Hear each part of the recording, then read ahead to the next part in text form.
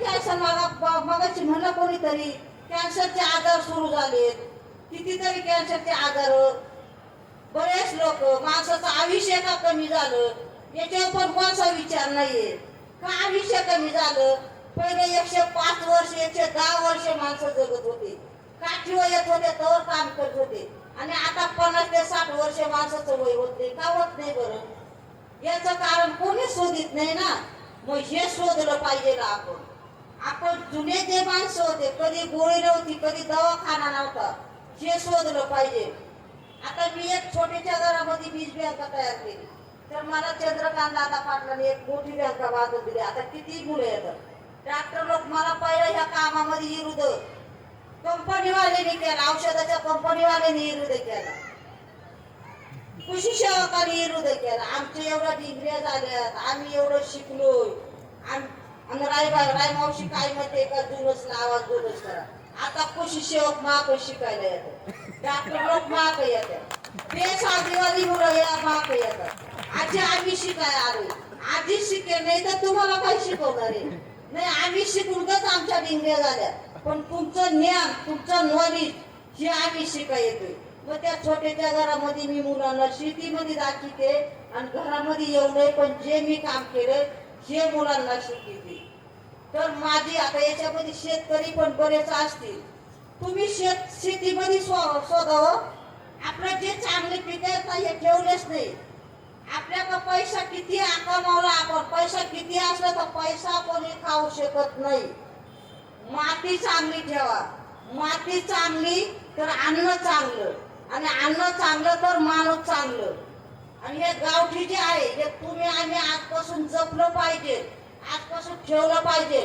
नाही तर आपल्या पुढच्या पिढीला फोटो काढून ठेवले तरी माहिती होणार नाही. मग आपली पुढची पिढी जर चांगली घडवायची असेल, पुढची पिढी जर आपल्याला एक एक शिवाजी महाराजच घडवायचा असेल, एक एक सावित्रीबाई फुले, एक एक जिजामाता जर घडवायचे असेल, तर त्याला फक्त लागल काय, अन्न खायला लागल. अन्न चांगलं असलं तरच हे काम होईल. शिवाजी महाराजांनी गणमावळीने काम केलं तर त्यांनी कंदमुळं खाऊन केले, त्यांनी रानातले फळं खाऊन काम केलं. आणि आपण काय खातोय आज? काय खातोय आपण रानभाज्या ठेवल्या नाही शेतातल्या, एक एक रानभाजी एक एक औषधी वनस्पती होती, पण आपण रानभाज्या सुद्धा तणनाशक मारून, औषध मारून त्या रानभाज्या सुद्धा ठेवल्या नाही.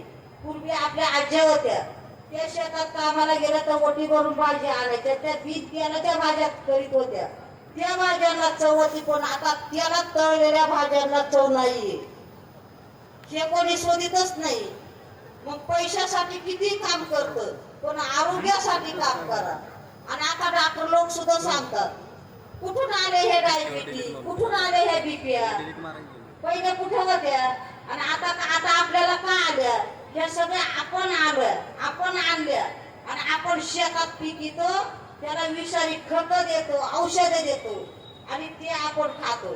आता माझ्याकडे एक रोप तयार करतो, एक आयटीचे सर आले होते, ते आयटीच्या मुलाला शिकत होते, अकोल्याचे होते. ते आले माझ्याकडून औषधी वनस्पतीचे रोप नेले, लावले, ते 2 वर्षात खूप मोठाले झाले. आणि त्यांनी एक दिवस फवारा मारला, त्याचा आखा पाला गळून गेला. ते दुसऱ्या दिवशी आले माझ्याकडे, मला म्हणे तुमच्याकडून रोप नेले आणि ते 2 वर्षामध्ये खूप वाढले. म्हणलं अहो तुमच्याकडे पाणी भरपूर आहे, मग ते वाढ झालं, पण त्याला फवारा मारला तर सगळे पाला गळून गेला. मग ते जगतात का मारतात? म्हणे तुम्ही उन्हाचं फवारलं असेल. नाही म्हणे 6 वाजता. म्हणे फवारा कशाचा मारला? तर म्हणे कोबू फवारून आलो, त्या कोबूचा फवारा मारला, त्याचे आखे शेडे पाला आखा गळून पडला खाली. मग त्यांना मी प्रश्न विचारला, तुम्ही शिक्षक आहेत, तुम्ही आयटीच्या मुलांना शिकवितात, पण तुम्ही 6 वाजता कोबू फवारून आले, त्या झाडाला फवारा मारला, ते जिवंत झाडाचा पाला गळून गेला, त्याचे शेडे गळून पडले, आणि ती भाजी दुसऱ्या दिवशी कुठेतरी मार्केट मध्ये नेणार, ती भाजी कितीतरी लोक घेऊन खाणार, त्यांच्या आरोग्याचं काय होणार? परत मला शब्द नाही विचारला, प्रश्न नाही विचारला, गपचूप उठून गेले. मग आपण काय खातोय हे आपण ठरवलं पाहिजे. मी म्हणते शेतकऱ्याला तुम्ही गावठी पिकवा, बाजारभाव जास्त घ्या, पण आपलं आरोग्य खराब करू नका, दुसऱ्यालाही विचारू नका, माझं हे म्हणणे. तुम्ही 10 भाज्या खात्यात ना, तर मी सांगते एकच खा नाही तर 2च खा, पण 20 मुक्त खा. आता मला त्याच्या बदल अख्ख्या महाराष्ट्रात आणि महाराष्ट्राबाहेर फिरून झाले. आता उद्या अयोध्याला जायचे, अयोध्याचं निमंत्रण आहे मला. तर हे मला नाही बोलवते. त्याच्यामध्ये नारी शक्ती पुरस्कार भेटला, राष्ट्रपती आजची पद्मश्री भेटला. पण मी आज समजते हा नारी शक्ती पुरस्कार, पद्मश्री पुरस्कार हा माझा नाहीये. हा पुरस्कार ह्या काळ्या मातीचा, ह्या आईचा, माझ्या बियाच्या आणि माझ्या शेतकरी बंधूंचा. मी स्वतःला कधीच पुरस्कार माझे म्हणणार नाही, असं घरभरले तरी स्वतःचे नाही. मी सगळे मातीचे हे पुरस्कार आहे. मी एक निसर्गाची शाळा शिकले, म्हणून मी त्या काळ्या मातीची नाळ जोडली, म्हणून आज समाजाला ते सांगते. आणि मी हाताने करते आणि डोळ्यांनी बघते, म्हणून हे समाजाला मला सांगायचंय. तर आज लोक म्हणतात मावशीचं किती आले, लोक म्हणतात मावशीचं लय मोठं काम आहे, लय मोठं काम आहे. अजून खूप छोटं काम आहे. प्रत्येकाचं ताट ज्या दिवशी 20 मुक्त होईल, प्रत्येक माणूस 20 मुक्त अन्न खाईल ना, त्या दिवशी माझं काम मोठं होईल. मी म्हणते माझ्या मनाने. मग मी म्हणते माझ्यासारखे आताचे शिक्षण मुले, आता माझ्यासारखी प्रत्येक गावात एक रायबाई तयार झाली पाहिजे. प्रत्येक गावामध्ये एक DCBची बीज बँका तयार झाली पाहिजे. पैशाच्या बँका गावोगाव आहे, घरोघरी आहे, पण प्रत्येक गावात एक DCBची बँका तयार झाली पाहिजे. माझ्या शेतकरी बंधूला गावातलं बी गावातच गेलं पाहिजे.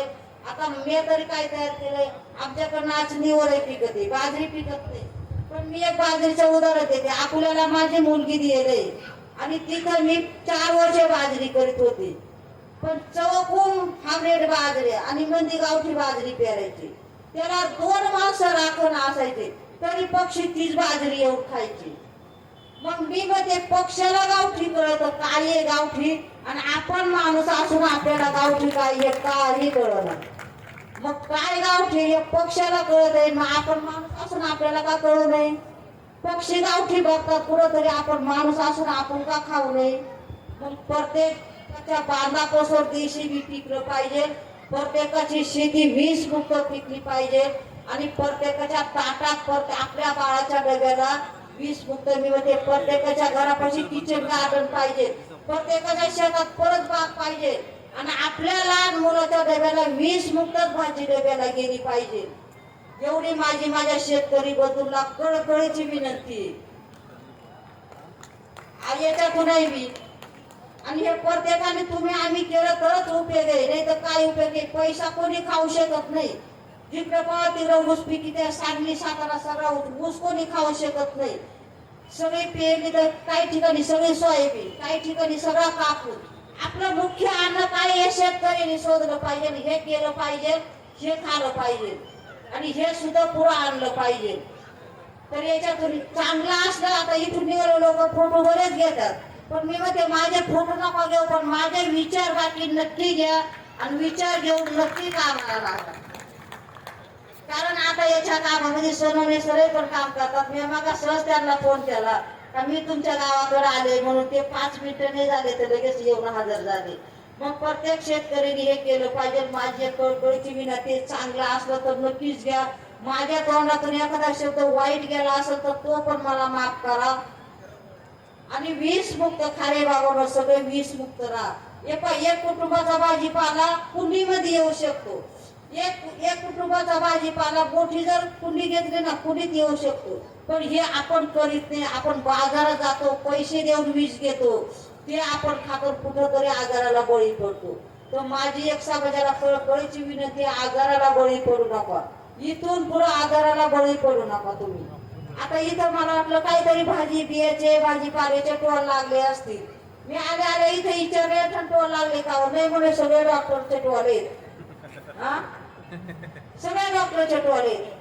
म्हणजे डॉक्टरनी सांगायला पाहिजे का तुम्ही गावठीच खा, तुम्ही 20 मुक्तच खा. मी प्रत्येक डॉक्टरला कळकळीची विनंती देऊन सांगते, माणूस खातोय काय, काय आजारी होतोय काय, हा डॉक्टरांनी सुद्धा शोधलं पाहिजे, आणि गरीब जनतेला ते सुद्धा सांगितलं पाहिजे.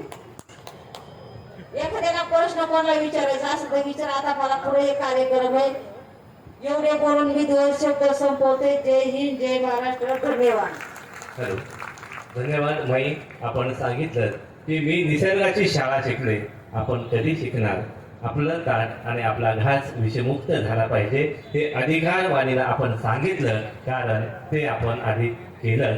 म्हणूनच आपला खरा सन्मान आणि आपले सन्मानाचे शब्द तुम्ही आमच्या कानामध्ये पेरले. धन्यवाद धन्यवाद. विविध स्पर्धामध्ये जे बक्षीस पात्र सगळे आहेत त्यांना विनंती की आपण मंचावरती यायचं आहे. जे जे विविध